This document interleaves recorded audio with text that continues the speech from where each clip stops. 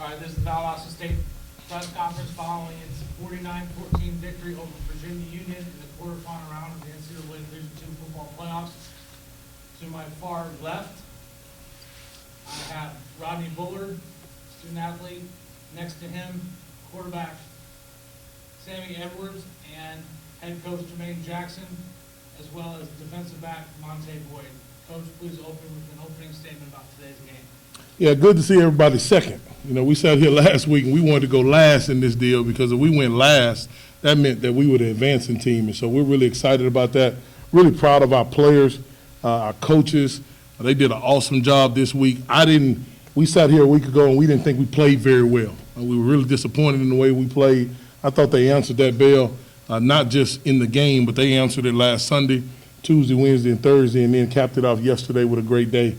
And then we got the results that we were looking for on today. So we're excited about where we're headed. We're going to enjoy this one for a little bit. Certainly, again, want to say how proud I am of these three guys and the rest of the collective in that locker room. Coaches, questions for the student athletes? Go ahead. Hey, Black College Sports Network. Coach Jackson, I'm looking at the stat sheet and I'm looking at what I saw on field on paper. A lot of chunk plays. 5 of your chunk plays resulted in touchdowns. What was it that you saw on film that allowed you to call those chunk plays, those plays that got those big chunks of players those touchdowns? Yeah, I mean, you're talking about two guys that there's some matchup issues, us versus them. We liked us with the matchups. You're talking about Rodney Bullard, one of the fastest guys in all Division II, in my opinion. And we had a good matchup, and 12 found it, and we were able to hit it a few times. And so what they found out is not being disrespectful. What they found out was what we see every day in practice. There's a battle, one-on-one battles going on all over our practice. We expect to win them. We got out here today, and they won. And this question is for Sammy. I asked Jada to give his closing speech for the Harmon Hill Award, since you're the other nominee for this reason. I want to hear your closing speech on why we should vote for you for the Harmon Hill. Yeah, I really just think it's a testament to our team. You know, I wouldn't be able to do what I do on the field, first without the coaching of, you know, Coach Jack and Coach Craig and Coach Carlson. I think they do a tremendous job, and, you know, they put me in the right position each week. You know, I think the award should go to a guy who has the most supportive team, you know, has the best cast around him. I think it's a testament to that. So, yeah, it'd be awesome. Coach, you said not many times you get to right, you're wrong. You have to do that this week. How does it feel just to be on the right side of things this time? Feels good to be able to thrive and advance in this tournament. But make no mistake about it, deep down on the left side of my body, I did remember what happened 2 years ago. And when you're at a place like Valdosta State, you remember every loss because we don't lose much. But I was really proud of these guys and how they attacked the week, not trying to beat Virginia Union because of something 2 years ago, but beating Virginia Union because of where we want to go right now. Just because you were don't mean you are. We talk about that a lot. And so our guys really, we're not that team from 2 years ago. We continue to say that. And these guys, I think they displayed that today. Coach, in the second quarter, with the fourth down, you guys going for the punt, and you guys decided to go take it and pick up the first down. Can you talk about what was the ideal by going for it and giving it a big punt? One of the top 8 teams in the country. There is no tomorrow. I think if you got a chance to play guns up type of football and go after it, you got to do that. I've been a head coach for 5 years. We never faked a punt. I'm really not a big fake guy. But they gave us a look, and our special teams coordinator talked about it all week. They gave us the look we were looking for, and we were able to execute it. And, again, that's just something that the players, they worked on it all week.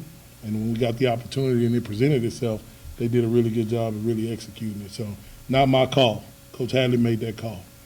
He did a really good job, as he has done with our special teams all year long. You clearly knew what you wanted to work on in practice after last game for this past week, Coach. Now coming after this game, is there anything that you can kind of fix or tinker with, or you're pretty happy with the product? These guys know we'll get in there and watch that tape tomorrow, and we'll find something that we need to get better at. If you talk to Monte, he'll tell you the last touchdown shouldn't have happened properly. And the rushing yards, we should have kept them under 100 rushing yards. There's always going to be things that we want to get better at. So I'm quite sure after we watch the tape, Coach Anderson and Coach Craig, Coach Hadley, they'll analyze it, and we'll have something on the docket on the PowerPoint tomorrow that we need to get better at. My question goes to both Sammy and Rodney. On the fourth down, was it giving the outside to get your step down off of it? Can you talk about, was that the original design and just how you got rid of it, connect the crucial play? You take Well, we was looking to get them to jump off sides on that, short yardage, and they did. So we was able to take the one-on-one shot, and, my quarterback gave me a good ball, and I made the catch. Yeah, we knew coming in, they were pretty aggressive up front, like to get off the ball, and, in that situation, I take Rod against everybody. He's down there somewhere, so. Monte, talk about the fumbles. Fumbles, them were big plays that had to be made to give a spark to our offense. And,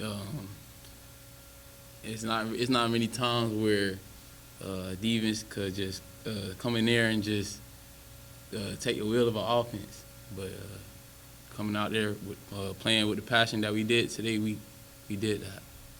So does it ever surprise you anymore how Sammy can just drop the ball in the bucket time and time again?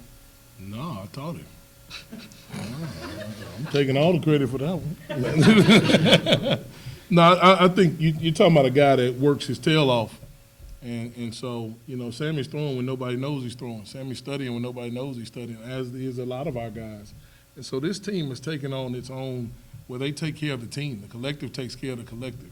So we don't worry about it. We're not surprised when guys make the plays that we think that they're supposed to make. We actually think that makes the day normal when plays are made as though they are. And so, no, he hadn't done too much to surprise me as of lately. Coach, you just talked about defensively, just how well you guys play. Although you're cleaning up certain things, but shutting down with a really good rushing attack. Just talk about how just defensively you've seen them grow so far in the year. I say this with all due respect. You've never heard of Valdosta State being a dominant defense. 42 years of football, you've never heard that. You've heard that this is the home of the air raid and we score a lot of points, and we won a lot of games here in this program. But the margin that we're winning now, 49-14, you're winning by 28 points. This defense, I think, is giving up 10 points a game, holding that team to under 250 yards total offense. That's different. That's different. And these guys want to play defense. They want to be known to be a complete team, not just one side of the ball. And so I think it's a credit to the players in the program that buy into being a part of the 212 defense. And then they compete against our offense every single day, and they continue to make each other better. I tell these guys all the time, the best team we're going to see all week is at practice. You're going to see them Tuesday, Wednesday, Thursday. And it continues to show and pay dividends for our whole team. And so we're really proud of our defense, but, man, we're proud of our whole team because they continue to play team football for the collective. And on that note, can you just talk about your team's pass defense? Only 88 yards given up in 30 air, including the second half, where it seemed like they were going to be in pass mode throughout the second half. Y'all were really able to keep them shut down. Just talk about the pass defense. Yeah, I won't say this too loud because Coach DG, if he'll try to ask me for some more money. They continue to be great. They continue to be elite as far as pass defense. And those guys, they work at it every single day. We knew who we had to take away. They had a really good player, number one. We had to take him off the board. I thought they did a really good job at that without looking at the tape. But these guys, again, when you're playing every day against an offense that can hit you for 300-400 yards passing at any time, then you have a tendency to be pretty good against the pass because you don't see that when you walk out there on Saturday. It's just iron sharpening iron, in my opinion. Coach, obviously you guys get reseeded now, but you guys have done a good job at making a campaign to obviously be a host team next week. Can you just talk about how big it is to have that home field advantage at this part of the season? Yeah, when you say campaign, it's pretty easy for me. We're the only undefeated team in the country. Why not?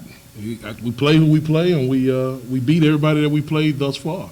I think our fans did a really good job today of giving us a really good atmosphere.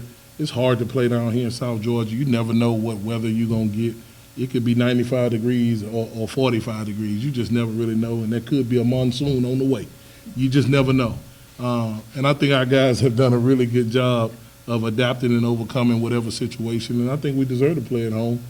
because our fans deserve to see us, our community deserves to see us, and these guys have worked extremely hard to win all their games to be able to play where they play every week.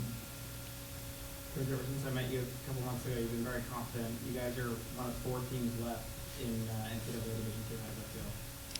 There's nothing more powerful than an idea whose time has come. And we talk about that a lot. We think it's our time. We're not cocky with that. We work extremely hard with that. But, man, we think it's our time. At the 2-minute mark, I brought everybody up and I looked down at our watches. Don't look at the watch. It's our time. And we figured if we did things the right way, on and off the field, we took care of our community, we did things right in the classroom, we figured we'd be here. This ain't no surprise. But now the job ain't done. The job ain't done. And so you're right, we've been really confident. Our word of the week was belief. We had a lot of belief in those walls. Man, and we just continue to go to work. And I wouldn't be anything without these guys in that locker room, man. These guys go to work like you've never seen. There's some things they can't even tell you we've done to get ourselves ready for this point. And I'd like to see them continue to play as long as we can. More questions? All right, thank you very much. The next round will be